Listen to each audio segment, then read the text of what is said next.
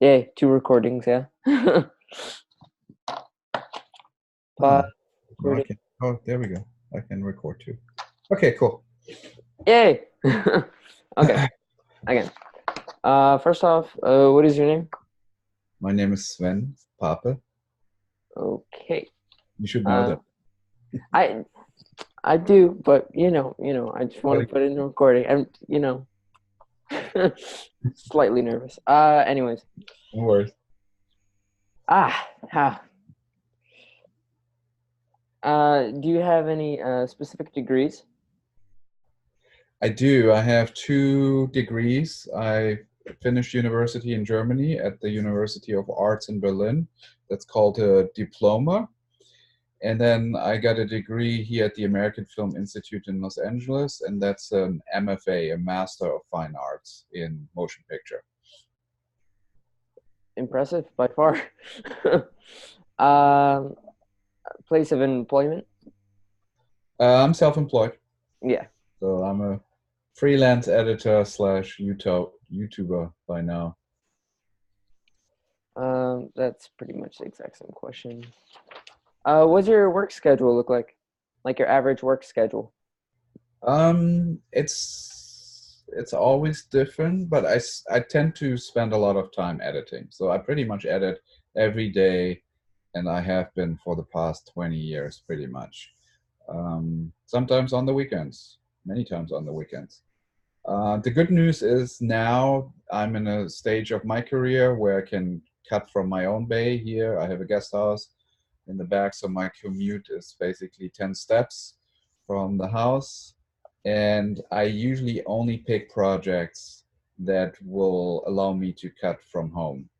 Sometimes I make exceptions if it's a really good project. So actually, early next year, I might be commuting for a while because it's worth it for the Hmm. project. Thank you. Also, just a heads up, if you could try and avoid saying yes or no answers, Sure. that'd be awesome. Okay. I forgot to say that in the beginning. That's my bad. Okay. Got it. D- d- d- d- d- d- d- Yes. Starting with high school, please describe your education background chronologically. Okay, so my education background, I started going to Germany to school, to high school, and I actually had to leave to go to South Africa. So when I was like 15 years old, I moved to South Africa because my dad worked there for a car company, and I finished high school over there in Port Elizabeth. I then did a couple of internships and decided that filmmaking is really what I'm interested in. And I ended up going back to Germany to study at the Berlin University of Arts at a sort of film program. It was really more commercial program and marketing. And because I was too young to go to the famous Film Academy in Berlin, Hmm. I was under 21, I think, at the time when I started. And so I graduated, did that. I started an agency with a couple of people and decided this is not for me. They bought me out. I applied to every film school of name in America. First, I only applied to one, that was USC, and I got Hmm. rejected. And then Oh. I learned and said, "Oh no, I need to diversify." And so then the next year, I applied again to USC, but I applied to UCLA, AFI, um, a school in San Francisco and in Santa Barbara, sort of as backups, and then was able to get into AFI, which is one of the top film schools here in the country. Sometimes number one, but mostly USC is number one. Yeah. And I did that for 2 years, did my master's over there, and then just stayed here and basically started working right away. Yeah, I find even with something as simple as sending out the emails, it took like 40 emails until a couple people responded. And some of them I knew personally. I was like, Yeah, I've talked to you before. Like, what? But it's yeah, fine. no, that's a good not to be not to put all your eggs in one basket, as they say, and Hmm. just hope that this one opportunity will work out. Most of the time, it never works out. It's usually Plan B that works out, and it usually there's a reason why that's the better plan anyway. Yeah. That's usually how it goes. What advice would you give to someone interested in pursuing a career path similar to yours? First of all, figure out what you're really passionate about. There's a difference between sort of wanting to be like a certain person or sort of that end goal, like I want to be a star director, does not necessarily mean that you're really passionate about storytelling or filmmaking. So, really early on, play around, create a lot of things, make a lot of short films on your phone, and see if you really enjoy the actual process of making things. So, sort of finding your passion, defining it, and then actually building your craft and doing a lot of terrible things will really define whether this is for you or not. And you'll you avoid making the mistake of doing something and then down the road realizing, oh, I'm not really passionate about that. I was more in love with the idea of being a director than actually being a director. Hmm.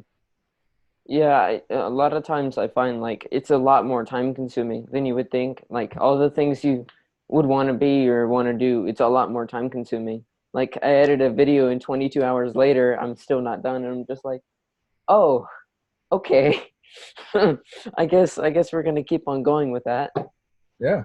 And then the question is, do you enjoy cutting for 22 minutes? Like, are you so into that subject matter that you don't mind doing it? Or do you feel like, oh, it's real, like it's painful to go through? I mean, some pain is good. I Hmm. mean, the grinding of just like doing the heavy lifting of an edit and just filling the timeline can sometimes be very painful. But if you really enjoy the actual process of creating stories on the timeline, um, you're gonna keep obsessing about it and you're gonna keep doing it. So that's the big question I think you should try and figure out when you're young. And it's like you got to do it for a while to really know the answer. You can't cut one thing and say, okay, this is for me. You got to do Yeah, it. yeah. Also, I apologize with a lot of these questions being repetitive, but I guess she wants it that way. I'm just Yeah. like, okay, she already answered that question before, but you want me to Okay. run through every single Oh, question? no worries. What is the highest level of education you have received? Yeah, it's a I guess it's called a graduate degree. So it's a master Mhm. basically. That's the highest degree. Wow, that's again impressive. Uh, What are you? Are you in high school right now or college? I'm in high school. Okay, cool. Yeah. What year are Uh, you? I am gonna end at 2022. Okay. So I'm almost got it wrong. Sophomore. And where are you? What? California. I'm in Okay. Southern California, and I go to Martin Luther King High School. Oh, nice. Which part of LA is that? It's more in Riverside actually. Gotcha. Hmm. And it's like I think it's like South Riverside. I'm not really sure to be honest with you. I probably should know. I know where Riverside is. We're in Burbank, so Oh, we're awesome. an hour away from you. Yeah. Uh, List all the degrees you have earned. Give the name of the institution from each degree with the earned field of study of each degree. That's Yeah, so went to high school in Port Elizabeth at Pearson High. Went to university at the University of Arts in Berlin. Got a diploma. That was 4-year degree. Went to the American Film Institute. That's a film conservatory here in Los Angeles, and finished with a Master of Fine Arts. thank you so much. Hmm. List any education or training relevant to the position title position. Yeah, position is fine. Editor. I didn't study editing per se, but I studied producing. Hmm. I worked with editors during my 2 years at AFI. I was doing a lot of editing in Berlin. I was actually working as a journalist while I was studying. And so I was in the cutting room quite a bit with editors as well back then. So I was used to the process and um, but really hands-on editing where I really did the physical editing of it really only happened after AFI. You know, I find there's like a huge conflict with like being either self-taught or going ahead and seeking an education. Like a lot of times people they kind of look at you like, wow, you spent money on it versus, oh wow, this person was self-taught. But there's just a level you can't really reach when you're just trying to teach yourself. I commonly find that. What is Yeah. your thought on that? Well, I mean, everything I've learned is self-taught. So I mean, with the exception of one thing, what really made a difference is once I graduated, I bought a Mac and a Final Cut Pro system, Mhm, and I started cutting. And as soon as I started cutting, I realized, oh, this is what I'm naturally really interested and good at. Like I wasn't a great editor yet, but I felt like this comes easy to me as opposed to writing, like which comes hard to me. mhm, And so I learned everything just by doing little projects. And then the second project I already got paid. And that led to my first job, which ended up being working for James Cameron. And it was all thanks to me teaching myself Final Cut Pro. That opened up the door for me back then. mhm. Back then, all the Hollywood professional editing was done on Avid, which is still sort of the case, and that's unattainable. Like, yes, the editors at AFI were taught on Avid, but Mhm. for me, I would have never been able to switch careers or become an editor if Avid is the only avenue how you can edit because it's just too expensive. It was a $50,000, Yeah. $100,000 system back then, and that really completely changed. Thank God, just in time for me to be able to really realize what I'm really good at and what I'm really passionate about. Yeah, and I find like with a lot of the like softwares online, you can get some for free, but they're kind of limited. The one that wasn't that limited at all was DaVinci. Like Yeah, it's so intuitive, it's so nice, and the color grading is so nice.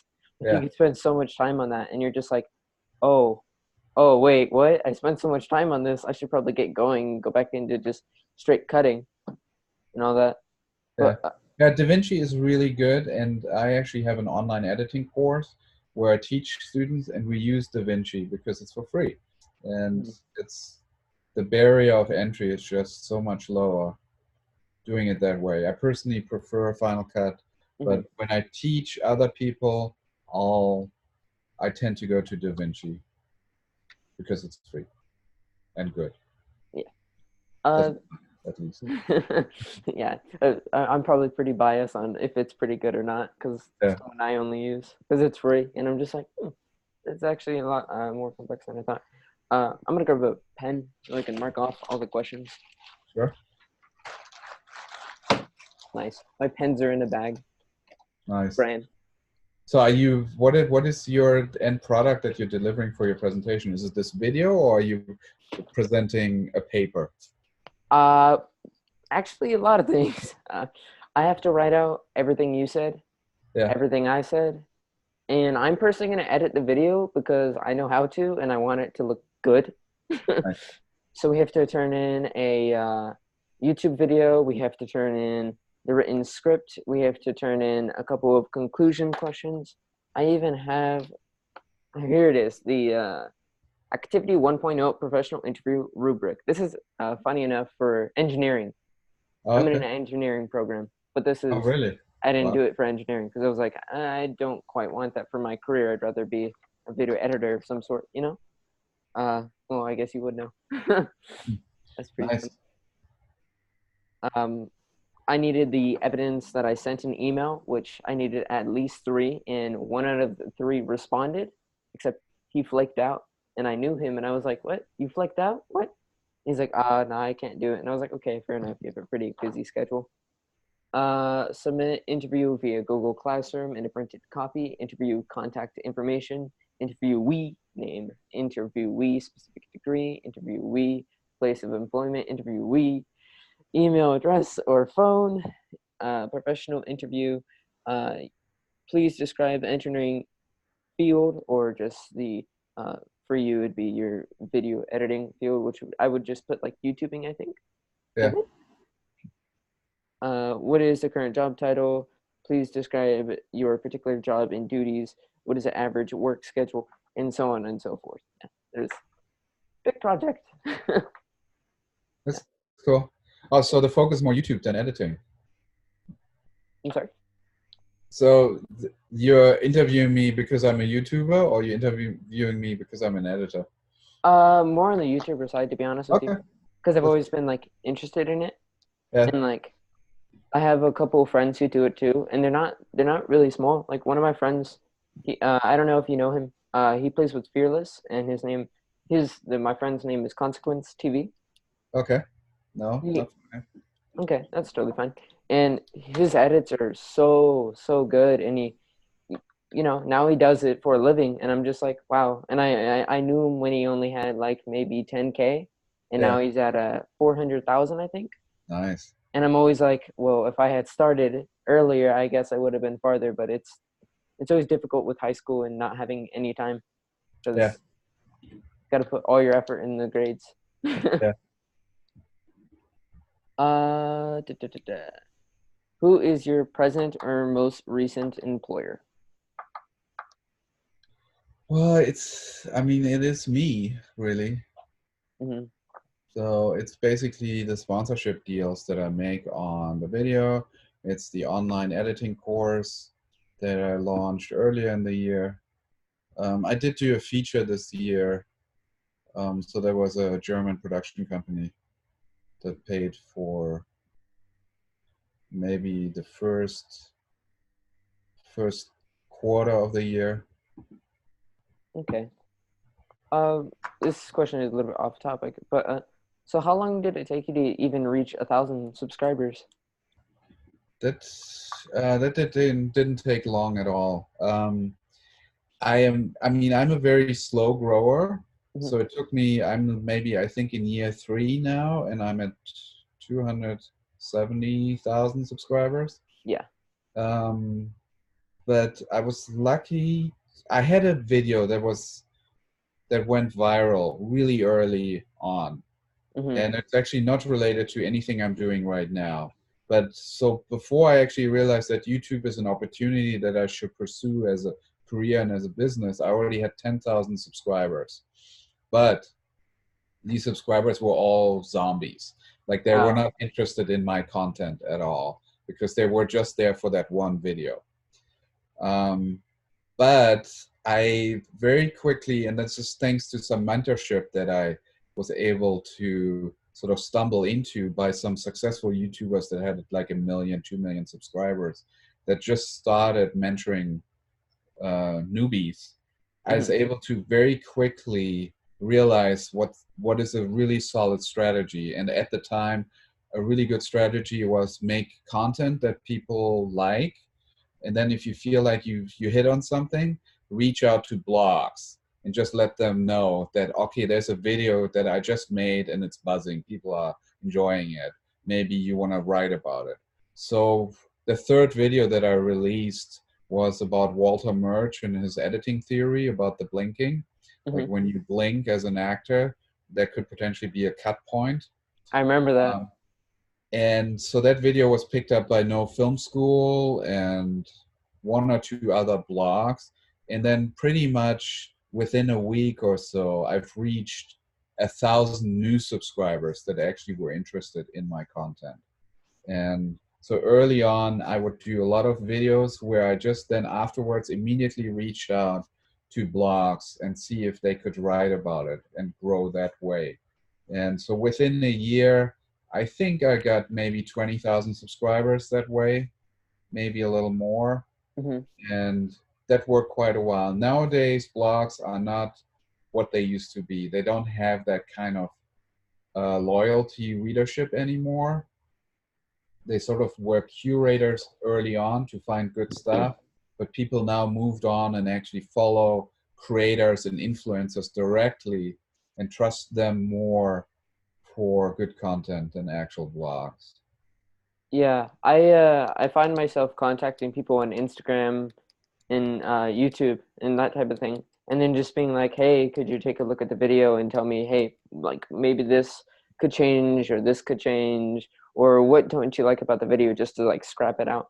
But I haven't been doing it for very long either, so it's kind of like, eh, you know. Yeah, I've been wanting to get going with it, but again, time.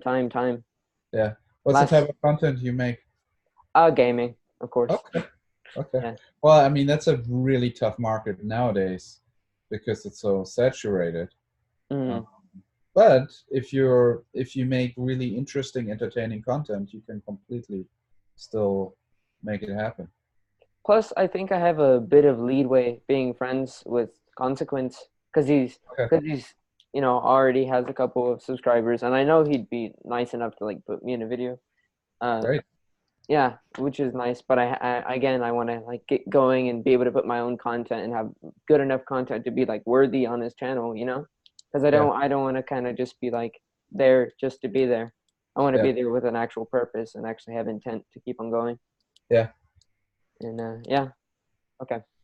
Got a little bit off topic, Worth. but it was fun, I guess. Not I guess. It was fun. Uh, what are slash were your major responsibilities at present slash most recent job?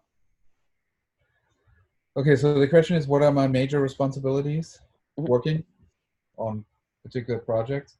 Well, I'm pretty much now, as a content creator, I'm the sort of chief operating officer and also chief creative on most of the projects. So I decide what videos I want to do, who I want to collaborate with, and when I want to release stuff and how it gets done.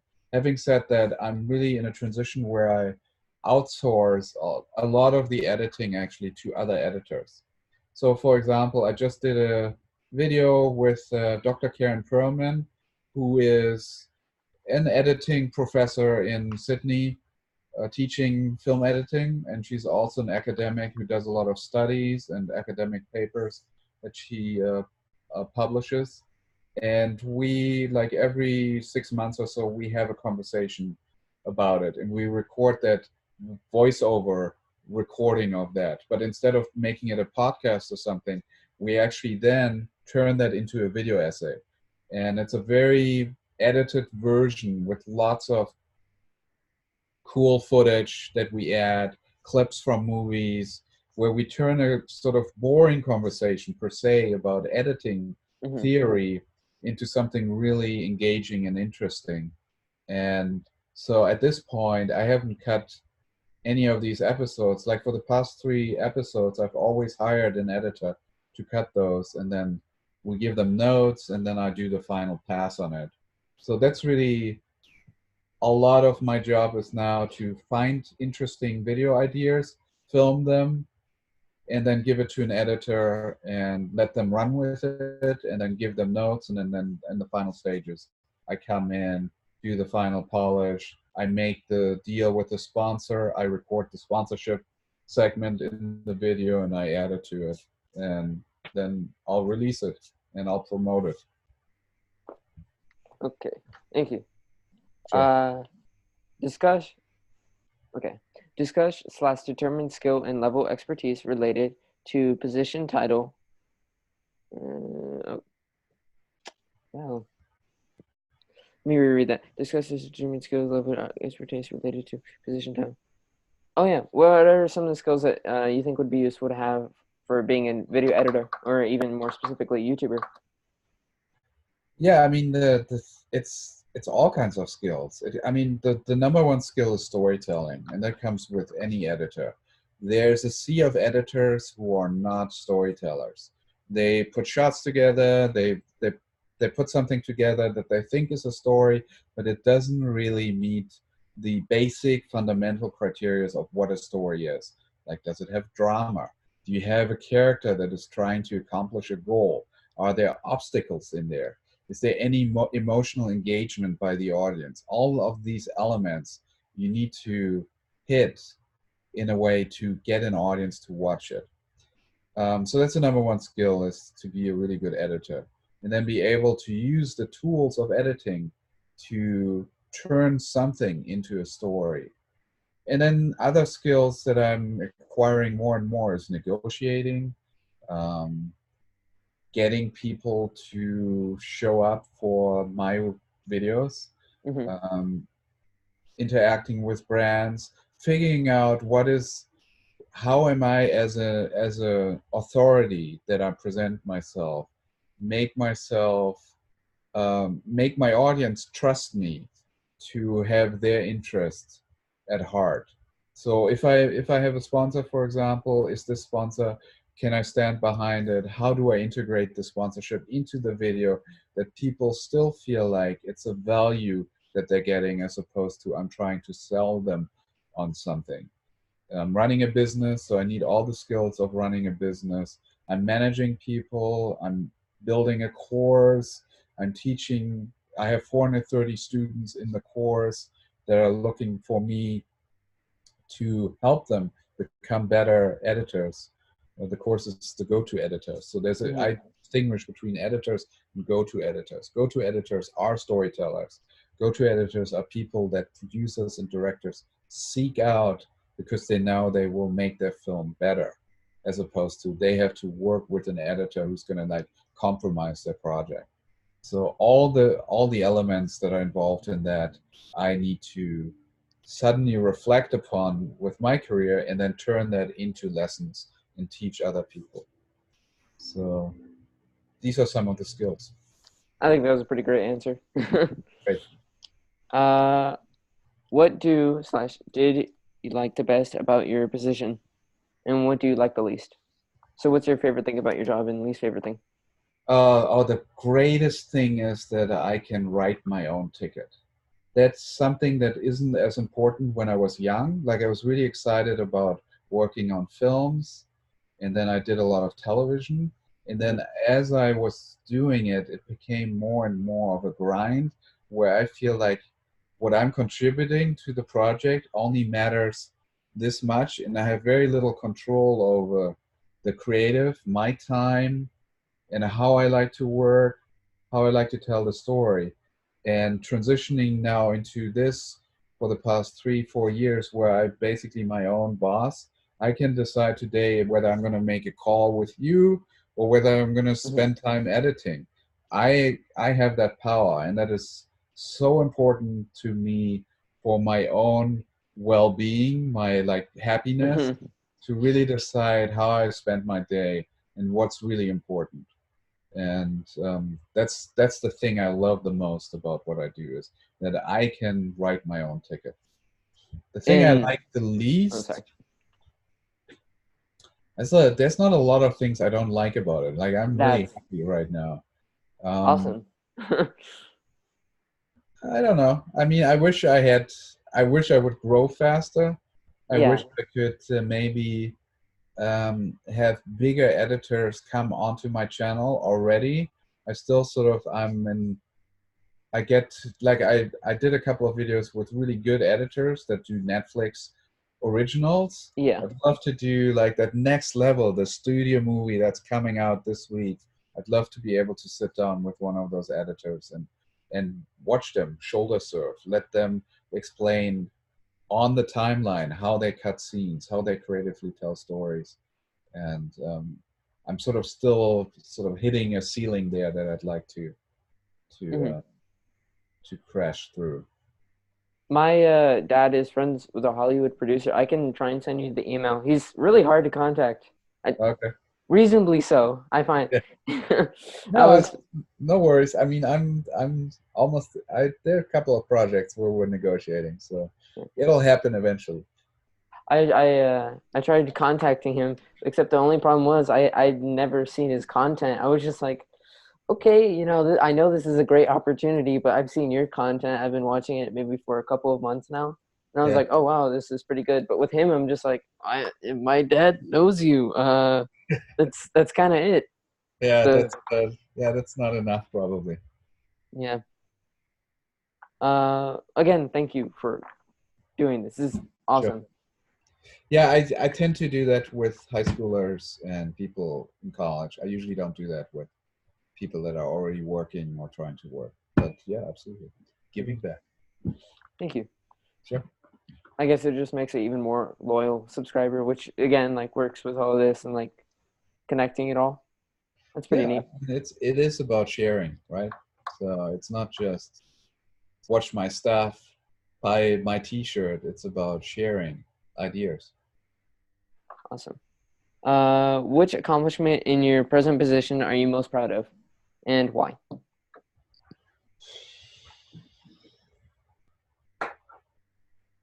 I did a documentary 2 years ago called Alt-Right, Age of Rage, and it was about um, the horrible attack in Charlottesville, where a right-wing alt-right member drove into opposing demonstrators and killed Heather Heyer, Oh wow. who just was there to demonstrate for equality. And so I was lucky and fortunate that the director of previous documentary called The New Radical, his name is Adam Bala Low, reached out to me because I did a feature that went to Sundance. It's not a documentary, but he liked the way the story was told and gave me the opportunity to interview for that project. And I was really at the time dying to do this documentary because it felt for me like it was an outlet to just deal with all the frustration Hmm. that's going on in this country, and I felt like I could contribute in some way to the discussion, and like how do we grow from this, how do we move on, how do we fix things. And so being able to cut that documentary and going through the entire process, really being able to meet some of the characters in the documentary, learning about the situation. And that goes on both sides. I mean, they dealt obviously primarily with the alt-right, but Yeah. also with the Antifa. Um, was a tremendous insight, and I was really passionate about the project. And then seeing it actually premiere at South by Southwest with an audience is probably a highlight in my career. And I mean, I've worked with James Cameron and cut a movie for him, but doing the alt-right, I treasure that more as like a highlight in my Hmm. career. You think you kind of treasure having your own little niche or like your own little part of the larger cause of trying to fix the problem? Yeah, I mean, in a way, yes. I'd like to tell stories. Hmm. I enjoy the process of connecting with an audience, but I also like to tell stories that matter, where I have a personal investment in it. And so whenever those things come together, tell a good story, find an audience that engages with it, and then tell a story that I think matters to them, to me, that's really when I'm happiest. That makes sense. Why are you planning to do that? Doesn't make sense. Okay, that's engineering question. Bye bye. uh, do you want me to tell you how many questions are left so you kind of have a idea? Okay. Okay, let me count through them. 1, 2, 3. Oh wait, I'm done. 14, 15, 16, 17, 18, 19, 20, 21, 22, 23, 24. It's quite a lot. Actually, Okay, I'll be shorter. no. I don't have any time, like spending more time on this. It's just your time, you know? Yeah, yeah. Because I don't want you to be like sitting here for 3 hours and being like, whoa, I could have been doing so many other things. No, that's okay. I actually have another call at 2. That's my restriction. Okay. What time is the other caller so I know when to kind of speed it up? It's 2 p.m., so that's in 2 hours. Okay. But I'll be All taking lunch before that. So I'd say we'll probably have another 30 to 45. right. Let me set a timer for like 20 to see when we're at the halfway mark. Sounds good. Yay, math. uh, I was at like 32, yeah, when I was counting. Just about. Okay. 32, 33, 34, 35, 36, 37, 38, 39, 40, 41, 42. Jeez, I have so many questions. A lot of these don't. Okay. Jeez. All right. I do the most important questions then. So there's like 60 left. Oh my god. That's ah. Well, let's get started. Yeah. Let me say I went through the most important ones before. Uh, what pressure do you? Okay, yeah, okay. What pressure do you feel in your job? How do you deal with it? With them?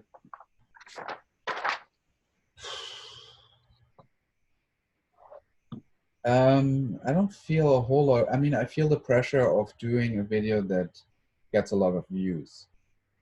So every video that I do, I by now have a sponsor, and Hmm. there's an expectation that the video will get at least 100,000 views. Yeah. If I don't, sometimes this will not happen. I mean, you cannot predict. You think you know, but you never know. Um, but there's a very good way of resolving that. Is the sponsor only has to pay a fraction of what the contract is if it Hmm. doesn't use within a certain time frame. Yeah. But it's still very disappointing if it doesn't work out because I spend a lot of time cutting videos and um, there's a real cost involved with spending 2-3 weeks on just one video, and then if it doesn't work out, sponsor's not happy. Well, the sponsor usually they're pretty happy because the first views are really the best views for them in terms of conversions. Hmm. So they get definitely always get value. Um, but for me, it's then okay. So now I'm not making X amount of money, and I just got to keep moving forward. So It's that's pressure.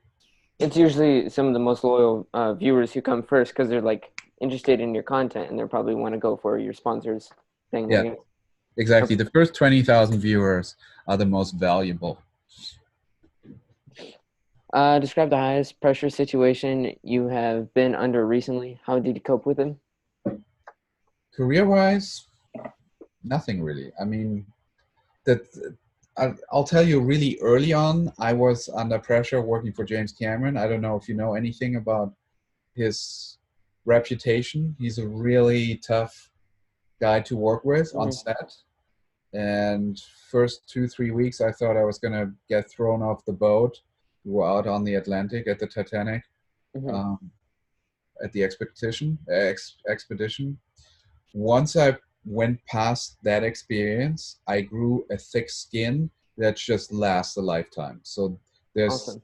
there's very little career-wise that will make me um, stress out because ultimately it's just a movie. Who cares? There's bigger things, family and so on, that matters way more than anything that could happen in my career. Yeah, I went to a college for music. It was so intimidating because everyone had so many years under their belt. And I was Uh-huh. here like 4 months, but like I understand it, so I could do some of the stuff y'all can do. I just need help with seeing where everything is, and it was just kind of that. Yeah. Mm. Tell me how you maintain constant performance while under time and workload pressure. Well, I try not to burn out, so I don't stress out if I can't make a video within a reasonable amount of time. If it takes longer, it takes longer. Mhm. Um, at the beginning, that was a little hard, but at the beginning, you're very enthusiastic and it's exciting, so you don't notice a burnout that much. But at some point, it's going to come, and some people they try to just power through, and then it's going to hit them eventually. Yeah, And for me, it's like, okay, well, this week I'm not thinking about what's my next video. I'm just gonna live a little, and so that's how I manage that. I forgot the question, but that's my answer. right about the 6 hour mark is when I'm like, okay, I'm spending too much time on edits that usually would just be, and I'm just like, okay, I gotta hop off for a while, and Yeah, I just get back on. yeah. Describe times in the past year when you have been most upset with yourself at work. At, Sorry, repeat the question. describe time in the past year when you have been most upset with yourself at work. So the most upsetting thing I guess you've done? It's just not in my nature to be upset That's good. ever. Like there's there's some other stuff that I'm facing with my family where I have to be so optimistic about it Hmm. that none of the stuff at work really phases me. Yeah, So nothing. that's good. That Yeah. it doesn't like hurt you too much, yeah. Yeah. Describe times in the past year when you've been most upset. Ha ha ha! Didn't mark that one off. Okay. Describe the last time a person at work, customer slash coworker, boss, became irritating, lost his temper. What did they do? How did you respond? And what was the outcome? So the Uh, question was describe. the last time a customer, coworker, or boss got upset at you, and how'd you deal with it? Okay. I guess just fans would make sense. I could talk about fans or negative comments if that's something you're interested in. Sure. Um, how do I deal with negative comments? I ignore them. Like at the beginning, I was trying to explain, justify, and maybe like put them down, come back at them. At this point, I feel no need to interact with any negativity.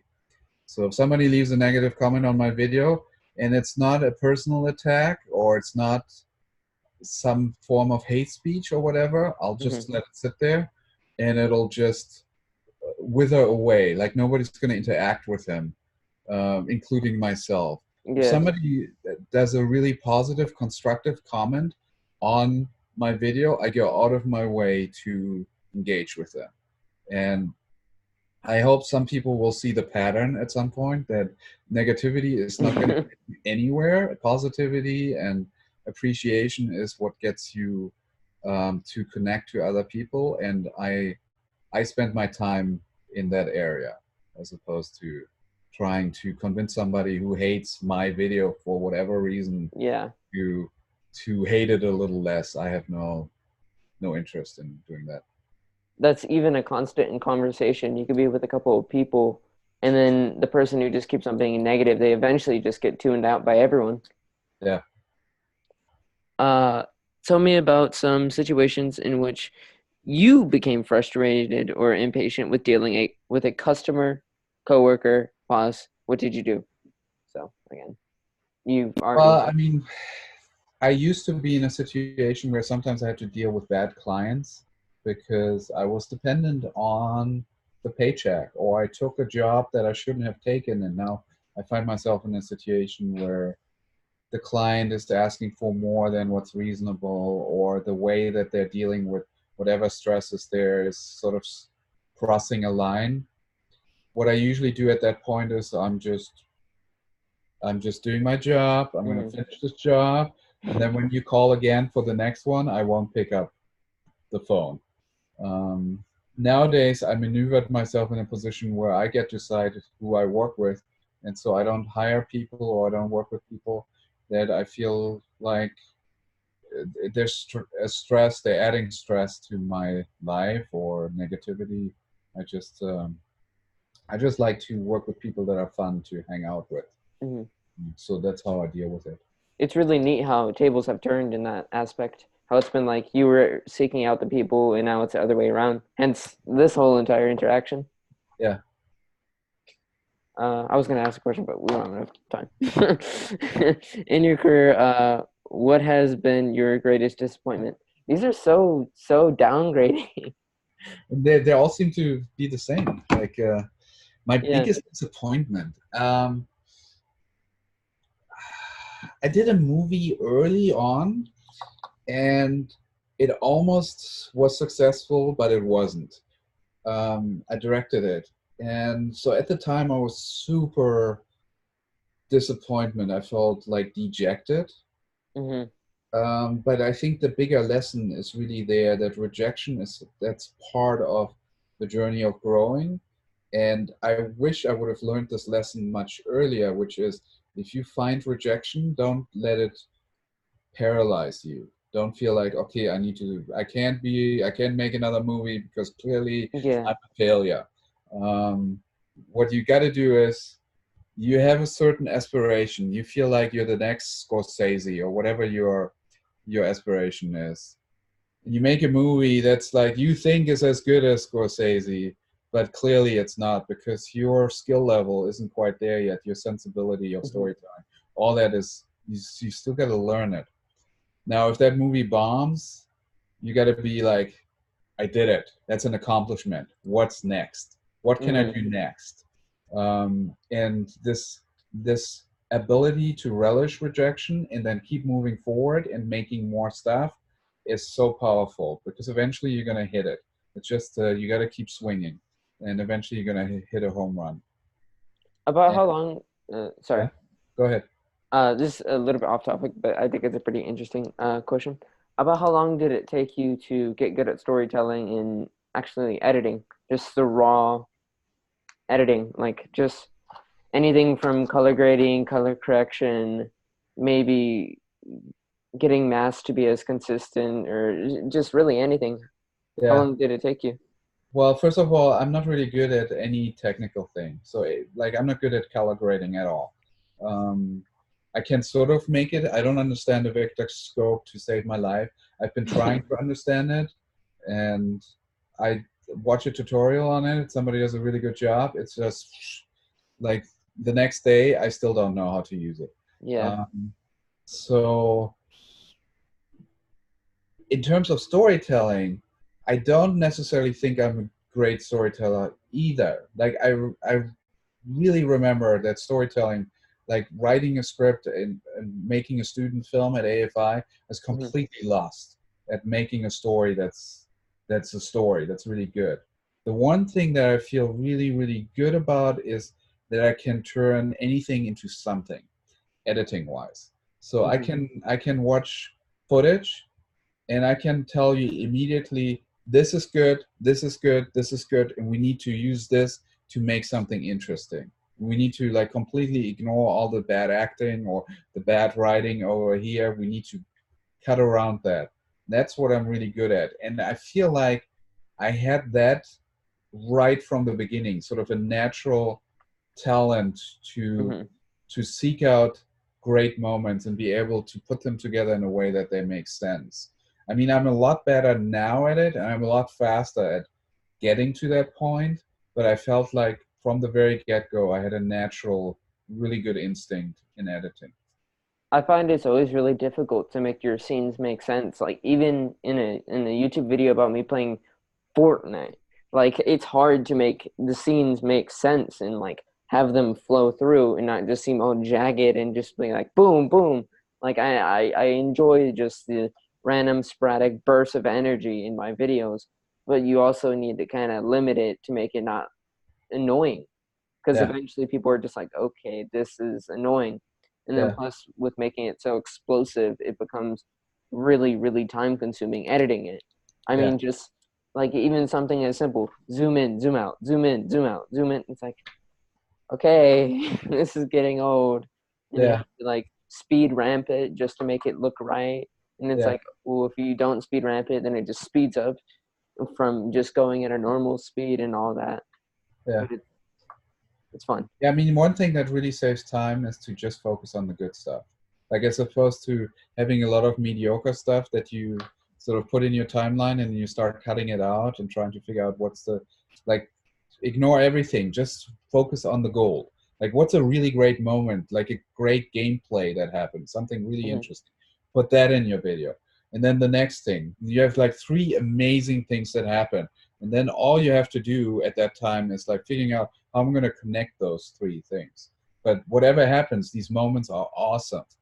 And once I realize applying the strategy of instead of cutting stuff out that's bad, actually building things that are good and just connecting those, the story sort of comes on its own. Like it's the footage starts speaking to you and says, "Oh, this is what the movie is, or this is what the story is," as Hmm. opposed to trying to. to create it. I'm pretty sure it's called B-roll, isn't it? Yeah, Yeah. in a way. I'm sorry. B-roll has something to do with it, yes. Well, I was gonna say because like I have a bunch on my computer and I'll constantly try and construct a large edit just to get better editing and trying to color grade that. And I find that to be super useful. Yeah, Super useful. It's just to get like a bunch of random clips. It's like make it make sense. yes, And I just pair it with music and it's just like, okay, this is nice. yeah. But I take way too much time on it. Like I'm not fast enough. I'm not fast enough yet. Yeah, but I mean that's experience. You got to put your 10,000 hours in to get fast. Ah, yeah, that's something that we wrote a paper on at my school in language, 10,000 hours rule, Yeah, and how innate talent versus the 10,000 hours, and how even some of the best musicians, they spent more than 10,000 hours. So, yeah, that's a random fact, but yeah, yeah. um, these are all just, the last two questions are kind of, um, have you found any ways to make your job easier or more rewarding? yeah, absolutely. Being able to decide what stories I tell makes it more rewarding. I was at a point where I was doing a lot of TV stuff and I didn't care about the actual shows that I was working on. I cared about the money, I cared about the people that I worked with. I didn't care for the commute, the process, when I cut, that I have to be offsite. I didn't care about the show itself. So I eliminated all these elements that I don't care about. And that makes it like I rediscovered my love for editing that way. Otherwise, I probably would have stopped editing at some point. Hmm. Just because at that point it's not even enjoyable because you're just doing it for the wrong reasons. Yeah, but I mean, editing is hard. It's a grind. So if you do it, there's got to be a really good reason why you do it, and it's usually the story. And if you don't care about the story, then all that's left is the grind. Yeah. Uh, Actually, this is a pretty interesting question. Are you doing a good job? How do you know? Well, I mean, I feel like I do a good job when I get a lot of views. I mean, yes, there's a lot of reasons why you get views. I mean, you Yeah. can get views because of clickbait and you're right you're creating certain emotions. People get upset, and that's why they're watching it because you're feeding into their primal instincts. Hmm. I try not to do that, but I try to engage an audience. I try to get a lot of views. I feel more accomplished if I feel like if video does get a lot of views as opposed to it doesn't get a lot of views, even though creatively it's probably a really good video. Yeah. Um, that's how I feel like do a good job when I feel like I'm growing, I'm connecting, my audience is growing, and I get to make more interesting videos every time. Like whatever I do, I don't try to repeat the pattern. I try to sort of iterate on the format. I find a lot of times that the thumbnail is just as important as the actual video. Oh my God, yes, And it is. it's so depressing. Like the color red, why is that so important? And like in something that's so simple that I've noticed is orange and what color? Orange and blue go great together because I think they're opposite on the Yes, color wheel or whatever. And it's just those simple things that are just innate in us that really help your videos do good. And just the algorithm with its if you're smiling in the thumbnail, it's more likely to promote you. And I'm just like, what? How am I supposed to do that with a Fortnite video? Like, I just have a video or just a picture of me smiling, and now I just look creepy because you yeah, see a cropped image of my face. yeah, yeah. That can get really frustrating if you can't figure out how to make them click. Like it's the thumbnail and the title. And once they click, you know the stats are good. Like the retention rate is really good. People engage, they love it, but you can't make them click. Hmm. And that can be really frustrating. I spend a lot of time obsessing about thumbnails. We're at the halfway mark for 20 minutes. Okay, good. All right. Starting another one for 20 minutes again. Okay, cool. Uh, how do you I find this really, really difficult. How do I like maintain uh what is it called? The amount of time that they view the video. Like how do I make sure that they're gonna continue to watch the video? Storytelling. Just an interesting story. Yeah, I mean, there's some tricks you can use, obviously, how you tell a story, and that doesn't matter whether it's a YouTube video or somebody's telling a story at a campsite next to a Hmm. fire. Like you got to keep them interested. One thing you can do is you tease them. You let them know, okay, it's going to be worth your time watching till the end of the video because there's going to be a resolution that's going to surprise you, that's going to blow you away, or there's going to be some revelation that's going to be worth it. You got to make sure that then at the end of the video you do have something where they're like, okay, you promised, you teased, but you made good on your promise. Hmm. Um, but psychologically, even if you don't make good on your promise, you can still create the same emotional reaction to an audience where they go through the same rush. It's all about creating what they call catharsis, or we call it a dopamine push, Oh, okay. where when when you watch videos, what you're craving is this excitement of, wow, I just learned something, or wow, this was really, really cool, or Hmm. wow, I just saw a guy crash into another guy, and this Yeah. is insane. This rush is is a chemical reaction in your body, and we crave it. We want it, and we want it more and more. The more it gets fed to us, and YouTube and social media is all designed to trigger these dopamine rushes. And psychologically, it actually gets more exciting if you don't get the rush every time you click. Hmm. Sometimes you click on a video and it's a complete disappointment. You're like, you just Yeah. wasted 5 minutes of my life. It actually creates the same chemical reaction on the opposite side. It's the same with the gambling. Like when you play poker or whatever, blackjack, the rush that you get from winning and the rush that you get from losing is almost the same. And that's what keeps you playing, even if you lose.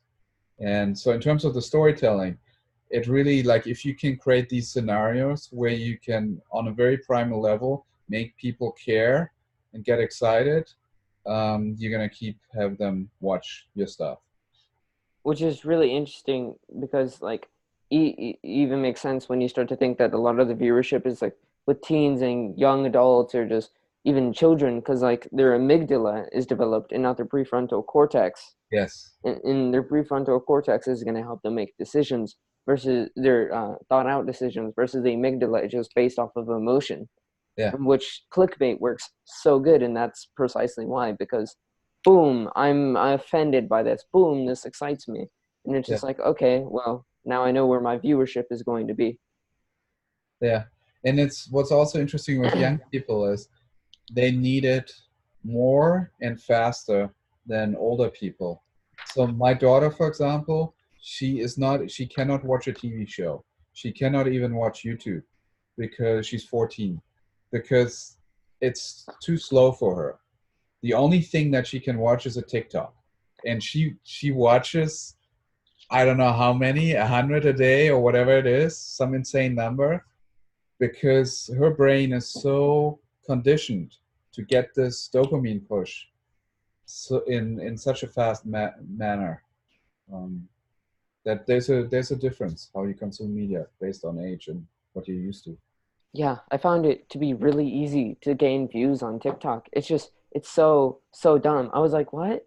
No, stop." Like I spend so much time on a video that gets the same amount of views on TikTok, and I'm just like, "Oh, no, please." Yeah. Yeah. I was laughing yesterday because I spent literally like 4 minutes making a video on TikTok, got like 100 views. And then I spent like 15 hours on a video on YouTube, and I was like, I got 60 views. What? Yeah. Yeah. What is this? But I guess it's just so much easier when you have like global children trying to watch your content. I'm just like, Yeah, I mean, bro, yeah, and you got to play the long game, right? Eventually, you will create something on YouTube that actually has some value, right?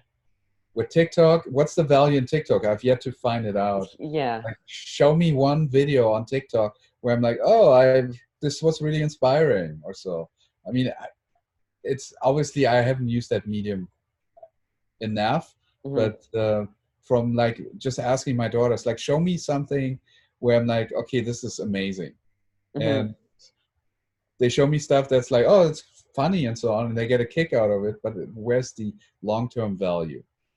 I've only found one content creator on that was like, wow. She creates pottery and she like takes a picture and does frame for frame like that. And that's awesome. But Yeah, everyone else is just attractive guys just being like, I'm just like, what? like like is that really is okay, I guess that's booming and it has like 100,000 views and yeah, then you see the frame for frame girl and she has like 100,000 views. I was like, this person spent so much more time, yeah, so much more thought, and you're out here just looking attractive. But yeah, I guess that's just how it works. yeah. Can they make any money on TikTok? Is there any branding going on, or I'm pretty sure there's monetizing on it. I'm pretty okay, sure. I can't promise you, but I'm pretty sure. okay. He goes, Uh, hmm. He's well, like, I'm sorry. I mean, I gotta. Everything is a business for me at that stage. So why would I be doing it yeah. if you can't monetize it? I think it would be pretty funny to no offense, see you on TikTok. I'd be like, this seems a little out of place, but you know what? I'll still follow this. This is still pretty enjoyable. Yeah, no, I surrender. I'm like, okay, YouTube is as far as I can go, and then the next generation can take it further. Yeah. Dresses up like a e-boy and all. That'd be hilarious. Yeah. Oh, okay. Anyways. How do you organize your day or your work schedule even? Oh, yeah, that's a good one. I mean, the, the most important thing is, and I do this still wrong, but I'm changing it. The morning, I need to be editing. I need to be creatively editing in the morning. The first 4 hours are the most precious hours. Um, and I keep forgetting that when I schedule calls. So I should not schedule calls at 11. I should schedule calls in the afternoon. Um, so that's the most important thing. If I get a great editing session in the morning, it Hmm. doesn't matter what else I do that day. I feel accomplished. And it's so much easier for me in the afternoon to like do administrative stuff or take my kids to a volleyball game or something like that. Um, as long as I have that morning, those first 4 hours for myself. Okay. Like, so 4 hours, because I usually go for like 6 hours. You think that's a little bit too long, or it really just depends when you burn out? It depends a little bit on where I am in the edit. If I'm right now, I'm in the early stages of an edit, and then I can only really do 4 hours because the heavy lifting is so painful. Like Oh. filling the timeline with stuff. That's for me the most painful stuff. But once I've suffered through that phase, it becomes actually really easy and fun, and then I can go 12 hours, 14 hours. The other thing that helps is having a real deadline. So once Hmm. I know, okay, this video has to go out on Saturday, I've signed the contract, Hmm. it's happening, I just go. And there's no editor's block. But most of the time when I'm like free flowing it, I need to stick to like 4 hours for myself, and then the rest of the world can bother me. Yeah, I find it difficult because school's over and then I don't want to do any more work and then I'm Yeah, like I should be editing right now. Like this would be a perfect time to be editing. The sun is out, so it's gonna keep me awake. But then I'm like, no, I think I'm gonna go on a run and just look at rocks. It's like yeah, I didn't gain anything from that. yeah. There's no point in that. Well, I mean, that's a tough one because you got school. Yeah. You could consider getting up before school and then going to bed really early. A lot of people do that. Like they get up at 4 or 5, and then they work do their best work, and then the day starts, and then they just go to bed early. Something that is I'm really, really, really pushing for, and that's why I'm putting so much time in school right now, is I have to get a B average on all of my grades, and then I can put my Xbox and everything inside here. And once I can do that, it's going to be so much easier just to Yeah, be able to wake up, because that's the first thing I'm going to be thinking about. I'm going to wake up and see my Xbox and be like, okay, I can put a little bit of time in this, and then yeah, just do a short little recording, maybe a game or two. Like the other day, I didn't record a video for Fortnite.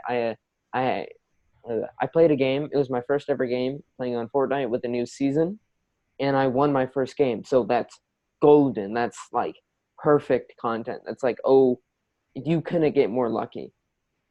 But it's hard to be able to take the time to go ahead and capture it, because then I have to set up the Elgato, and it's just a whole entire lengthy process. And it's just always, well, I can either go and hang out with friends or do this, and it's really tough to decide between the two, even though logically I should be doing more work. But then everyone always says that I'm always doing too much work, and I'm just like, nah, I don't think so. But I don't know. It's just, I guess, a youth thing.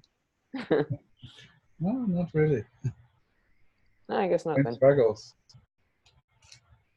Uh, what did you do to get ready for this interview? Nothing. Woke up.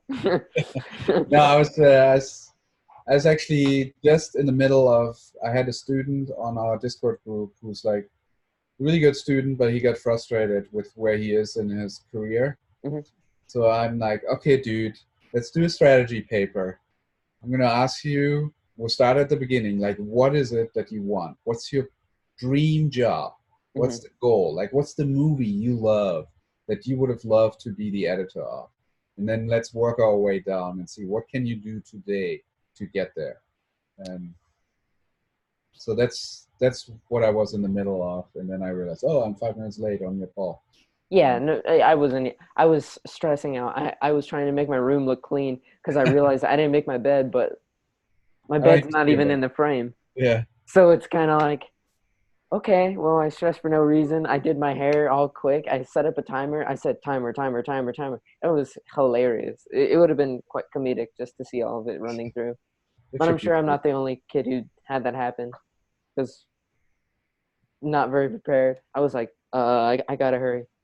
Yeah, no, I'm quite used to doing these types of interviews. And usually I turn the lighting on in the background and it looks a little better. So I didn't even do that because I was running late. Oh no, Yeah. I don't really think she'll care. She's an engineering teacher. I Or have I have my main light on so you can see my face at least. I have a light too. Yeah. Because I Nice. was like, yeah, it's awkward if you can't really see my face, and you're just like, it just looks Yeah. weird. Lighting, lighting, lighting makes everything easier. Oh yeah. Uh,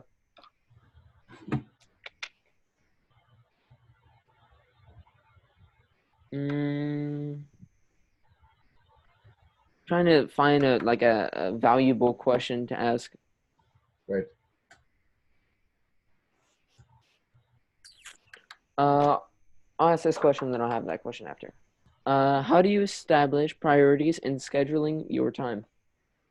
Give an example, please. None of them seem like Um, so I'm not really disciplined with task lists and prioritizing. I'm kind of the mindset of Warren Buffett. I don't know if you know that name. He's a really successful investor, and he's a good guy. Actually, he's not an asshole. it. And he has his calendar has zero appointments in them. It's completely blank. And I'm not quite that advanced yet, Yeah. but so the thing that he does is he really understands what's important today. Like, what's the two, three things that really move the needle in my life, my business, that I can do today, and just do that. And then everything else is like, okay, I got another 5 minutes. I can answer an email here. I got a little thing going on here. um, I can take care of this. So I'll do all the little stuff without really wasting a lot of time trying to prioritize or manage. I just like, what do I need to do today? And, and just try to knock that out of the park. Uh, good answer again. Also, do you, this is my own personal question. For like editing the videos in DaVinci, you can make each and every clip a different color. Is I used to like spend so much time making each and every one a different color. Exciting clips were yellow, kind of just footage that's just kind of playing through just for time's sake, green, and so on and so forth. Would you say that's really worth it, or do you think I should just go ahead and just get editing? Because when I do that, I find it to be a little bit disorganized. I feel I call that part of the selecting process, where you like familiarize yourself with the footage, you organize it, you're trying to figure out some categories on how you can classify shots or moments. I feel that's the most important part of editing. The more time you spend organizing, the better, the easier it will be for you to cut the best possible story. So I don't think you waste your time at all. Maybe there's a different system to try out.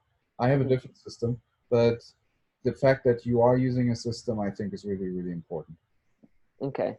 Because I don't know, I just spend a lot of time doing that, and I constantly question like, is it worth it? Because I also find the videos they sound so much better if I play back the whole entire recording.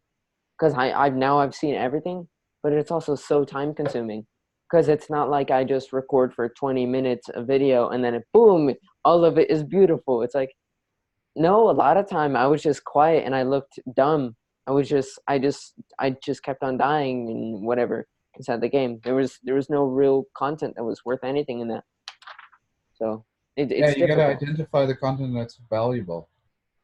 And if you don't select, what do? You do the whole thing in a timeline, and then you start trimming. You start cutting out the bad stuff.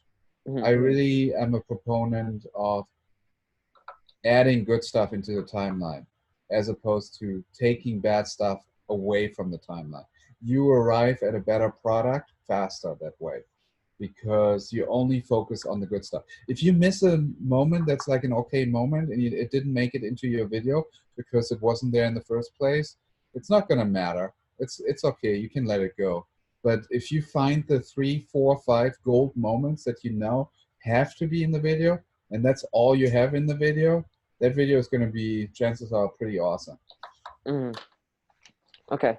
For the record, we have 1 minute and 58 seconds till Right. the end of the second 20 minutes, so 40 minutes. What was Yeah. the time that you said you had to get off, and what time do you want to get off? So I don't make you stay over that time, and I don't make the next person kind of overlap it. How about this? Do 2 more questions and then we're good. All right, awesome. All right, let me find two good questions then. Two, Yeah. two questions. Dun dun dun dun. It's been a pretty successful interview. Nice. I'm glad. It hasn't been recording this whole time. Imagine. Oh, my heart would sink so much. No, it's recording. At least for me. I'm recording here too, so you have a backup. Yeah. If you well, it's gonna be difficult for you to send it in the email. No, you can't send it because it's too large. I'll send you a Dropbox link. Uh, what is a Dropbox? I've never heard. It's a cloud. It's a link, and you can download it from there. Okay, we'll reach that whenever we reach that. Yeah, if you need it, just hit me up. Yeah, if you could, just because like I'd rather be safe than sorry. Because like if my Okay, I'll recordings, put it in the Dropbox. thank you. What could we do? Um, That was your first question. Just kidding. one more question left.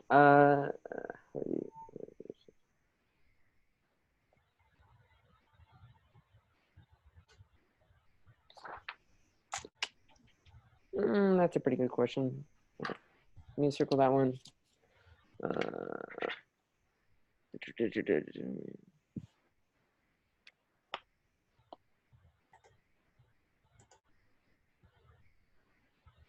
Yeah, these don't really correlate to anything. Okay, that's the end of that one.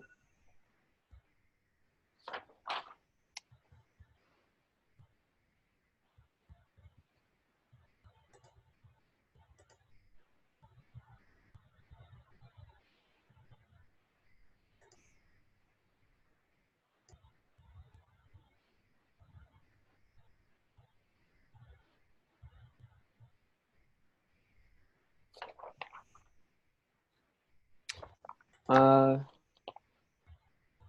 Actually, yeah.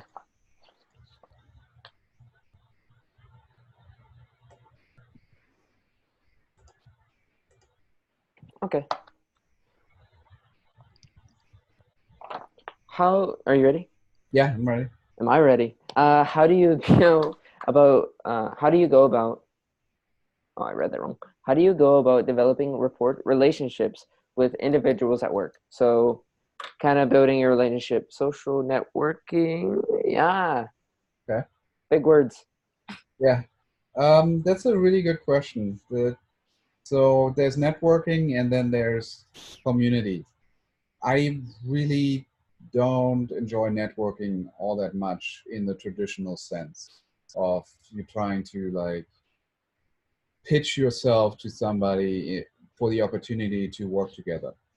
Um, what I really enjoy is community. So, for example, if once a month I go to Lacy Puck here in LA, which is a post-production meetup where you can just listen to some really good panel speakers, some really well-known editors. Walter Murch was there 2 weeks ago, um, talking about whatever their project is that they're working on. And I don't go there and then go up to them and say, "Hey, my name is Sven Papa. I'm an editor. Can I get a job from you?" Um, because that never works. I'm just there to enjoy the the information and the people that are there and that are there on a consistent basis. You it sort of start talking just about random stuff like what are you working on? What's a good movie that you've seen? Or somebody comes up to me there and they say, "Hey, you're this guy edits. I really enjoyed the last video that you did about blah blah blah." Mhm.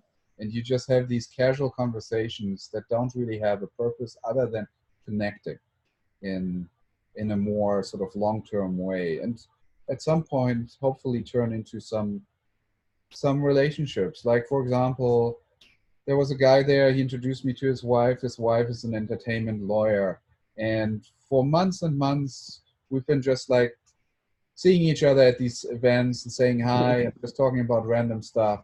And then I was in a situation where I actually needed some legal advice on a new contract that I was entertaining. So I just Facebook messaged her and said, "Hey, does this fall in your area of expertise? Can you give me like some tips and pointers?" And then we just jumped on a call and she gave me some real valuable advice. And now I would end up hiring her actually doing the contract there. So this is something that you can't really plan or like there's no specifics you can really do, but you can just be very open-minded and be just interested in people in general. And that usually then turns into, okay, this person is a good person that I want to hang out with or that I want to do business together with eventually at some point. And so that's how I approach meeting new people. Um, and all that good stuff. It's also it takes the pressure away. Like it's less stressful to go to a networking event if you don't have the goal to network, to just be there and enjoy the food and the people. Mhm. Okay. Uh, I'm deciding whether or not to ask a small question, Yeah, go for it. but I don't know if I want that to be my last question. Okay. How about I tell you the question? You can tell me whether or not that'll count as a question. If it is going to count Okay. as a question, I don't want to ask it Okay. Okay. because What's it? it doesn't have to do with any of this. This it was my own question. Okay. Dun, dun, dun, dun, dun. Anyways, so like the legalities of everything, like whether or not I pull off a clip from someone else's YouTube video or I download some music. How do I make sure I'm not going to get my copyright strike or like taken down? Because like YouTube, it's not really nice in that way. Like I've had friends who got like two community guideline strikes Right. within the same day, and Yeah. it was just like what, and it wasn't even that bad, and they couldn't send the email on time for them to be able to take it down. So then they were terrified now because if they get one more, their account is terminated, no questions asked, and they can't do anything about that. So kind of how do you go about that in grabbing clips and music? Well, that's a big question. Okay, So so if you wanted to count, I can give mm, you a really short answer, and yeah. then look at fair use. If you haven't heard that term yet, Google fair use law that defines what is legal, what is not, and you get a whole bunch of information on what I do, like movie clips that I use. It usually falls under fair use law for specific reasons, but you could still get a copyright claim, and you can dispute it, and you can figure out how you go from there. If you really get a community strike, that hasn't happened to me ever. You get a copyright claim, and they want to have keep the copyright, and they want to take the money from the advertising. They don't really want to hurt my channel or ban me from YouTube. Mm. It might be different with gamers. I don't know. Or music is probably also different. You could test it. You could do. You have a second channel where you upload the video Mhm. unlisted and see if you get any claims. And then if they take down that channel, you start up a new channel and put the videos unlisted. See if you get any claims. If you don't get any claims, then you delete it and upload it on the main channel. At the very beginning, I posted a video with some music that was totally not allowed. Like it wasn't that it was inappropriate. It just was like some Maroon 5 type song. Like they took it down within minutes, and I Yeah. was just like, wow. Okay. Thank you. Okay. Other question. What time is it now? 12:45. When is your next meeting? Well, this is your last question. Yeah. Whatever you ask, that's the last question. No, I'm aware, but when is your next meeting so I know how? It's at 2, but I have a wife waiting for lunch. So Okay, yeah, of course. I was just saying, like, just to make sure, like, the next question I ask, because I asked a question before this, maybe ask a question that kind of would take less time, so then you can kind of. ask your question. It'll be fine. Uh, uh, that's a pretty useless question. Useless question. Not bad. Hmm.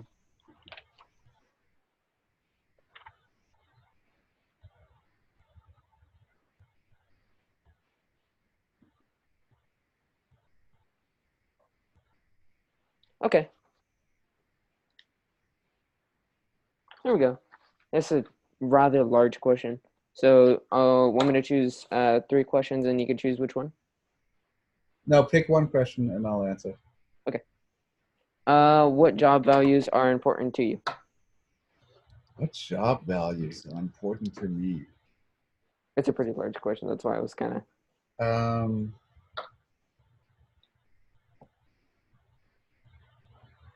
so yeah, it's a big question. I don't know really if I understand it right.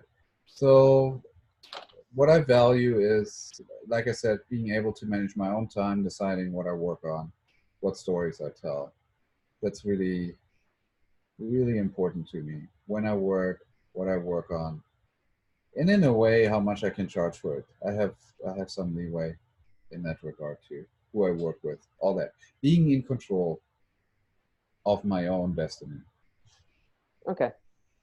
Luckily enough, that question was a lot shorter than we thought. I'm Yeah. glad. Okay. Sick. Uh, Let me get everything organized. So I have it. Makes sense. All right. By the way, fun fact: it was 5 minutes past the last question, so that was awesome. Cool. All right. Oh, good man. Thank Those were you. really good questions. You did a really good job. So I hope so. Tough teacher. I'm not gonna lie.